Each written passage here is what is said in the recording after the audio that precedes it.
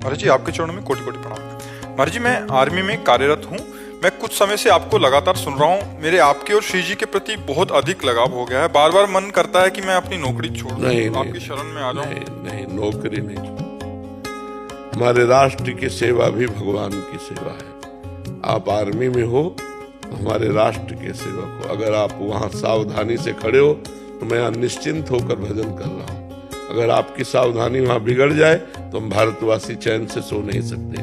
पूरे भारत का अधिकार सुरक्षा का आपकी बाजुओं पर है।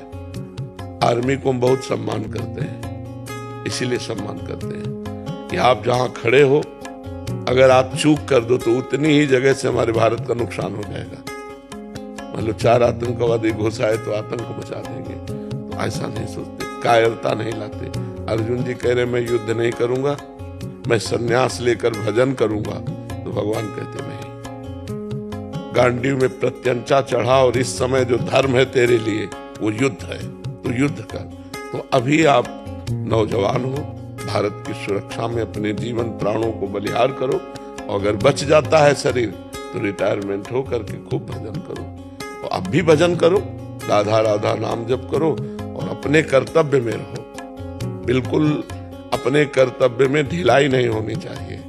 बस ये समझ लो वही पूजा है कि राष्ट्र की सेवा में जो आपको भारत सरकार ने तैयार किया है, इतना पैसा खर्चा करके एक जवान तैयार होता है, कोई खिलवाड़ नहीं है। और वो जवान बिना सेवा के हट जाए तो मुझे लगता ठीक नहीं है। उपदेश यही है कि प्रथम राष्ट्र सेवा, द्वितीय भजन, भजन द्वितीय में, राष्ट्र सेवा प्रथम में।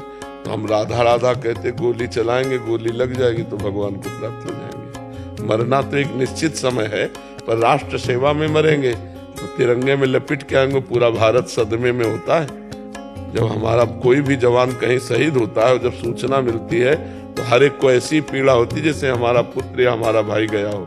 ऐसा नहीं होता कि ऐसे समाचार मात्र सुन ले।